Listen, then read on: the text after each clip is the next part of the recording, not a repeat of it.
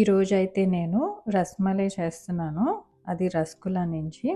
దీనికైతే మనకి పెద్దగా ఎక్కువ ఇంగ్రీడియెంట్సే అవసరం లేదు. సో, ఫస్ట్ అయితే ఇందులో ఉన్న రసగుల్లాస్ తీసి సెపరేట్ చేసుకోవాలి. ఫస్ట్ రసగుల్లాస్ తీసి సెపరేట్ చేసుకుందాము.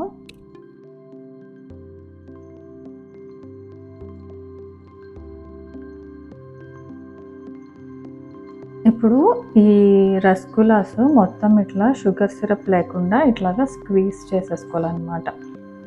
సో, ఇట్లా మొత్తం ఆ సిరప్ అంతా స్క్వీజ్ చేసేయాలి. ఇట్లా చిన్నది బ్రేక్ అవుతుంది, దట్స్ ఫైన్, ఏం కాదు. సో, మొత్తం అన్నీ అట్లే చేయాలి.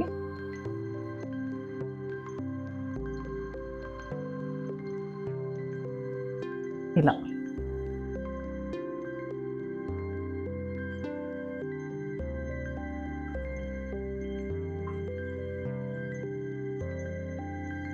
సో, మొత్తం ఇట్లాగా సిరప్ అంతా స్క్వీజ్ చేసేసుకొని ఇట్లా ఇవన్నీ సెపరేట్ చేసుకోవాలి. అండ్ ఇలా చేసుకొని ఇవి పక్కన పెట్టుకోవాలి. ఇవైతే కాచి చల్లార్చిన పాలు. దీనికి సెపరేట్గా మెజర్మెంట్స్ అంటూ ఏం ఉండవు. మనం రసమలై ఏదైతే చేస్తామో అవి మంచిగా పాలలో సోక్ అయితే చాలు. సో, దీనికి మెజర్మెంట్ అంటూ ఏమీ లేదు. మీకు ఎన్ని పాలు కావాలంటే అన్ని పాలు తీసుకోవచ్చు. సో, ఇవైతే నేను కాచి చల్లార్చిన పాలన్నమాట. ఫస్ట్ అయితే నేను ఇక్కడ ఎల్లో ఫుడ్ కలర్ తీసుకుంటున్నాను. మీకు ఒకవేళ ఫుడ్ కలర్ యూస్ చేయడం ఇష్టం లేకపోతే కుంకుమ పువ్వు ఉంటుంది కదా, అది కొంచెం పాలల్లో సోక్ చేసి కూడా వేసుకోవచ్చు. నేనైతే ఇక్కడ ఎల్లో ఫుడ్ కలర్ యూస్ చేస్తున్నాను.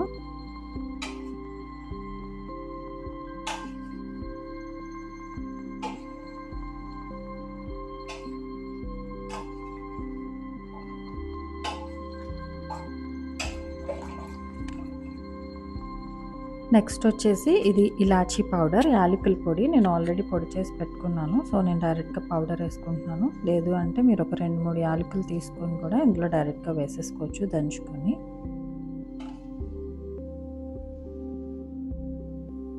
ఇప్పుడు మనం ఈ పాలల్లో షుగర్ కలపాలి. సో, నేనైతే సెపరేట్గా షుగర్ కలపట్లేదు, ఎందుకంటే ఈ సిరప్నే నేను యూస్ చేస్తున్నాను. సో, మీకు ఎంత స్వీట్ కావాలో చూసుకొని ఈ పాలల్లోని ఈ సిరప్ కలుపుకోవాలి.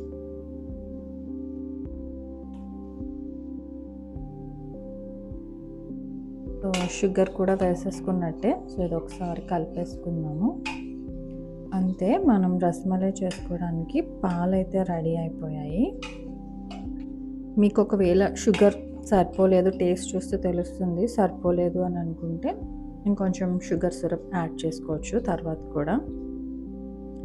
ఇప్పుడు ఏవైతే మనము రసగుల్లాస్ పక్కన పెట్టుకున్నామో ఇవన్నీ కూడా ఇందులో వేసేసుకోవాలి. సో, నేను అన్నీ వేసేస్తున్నా ఇందులో.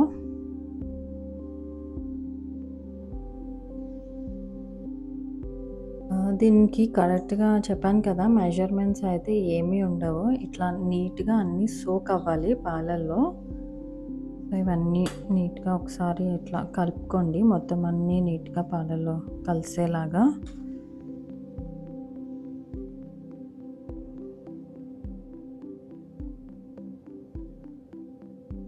తర్వాత మీ దగ్గర ఏ నట్స్ ఉంటే ఆ నట్స్ తీసుకొని వేసుకోండి. నేనైతే ఇక్కడ బాదాము, జీడిపప్పు వేస్తున్నాను.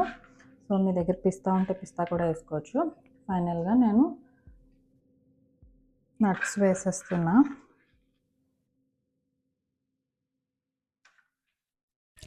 అంతే, రెడీ అయిపోయాయి. ఇప్పుడు ఇవి తీసుకెళ్ళి ఫ్రిడ్జ్లో పెట్టుకోండి 1 అవర్. 1 అవర్ ఫ్రిడ్జ్లో పెట్టుకున్న తర్వాత చల్లగా సర్వ్ చేసుకోండి. చాలా బాగుంటాయి. అసలు బయట తింటే ఎలా ఉంటాయో అలానే ఉంటాయి, పెద్ద డిఫరెన్స్ ఏమీ ఉండవు. ట్రై చేసి చూడండి. సో, ఈ వీడియో కానీ మీకు నచ్చినట్టయితే లైక్ చేయండి, షేర్ చేయండి. Thank you.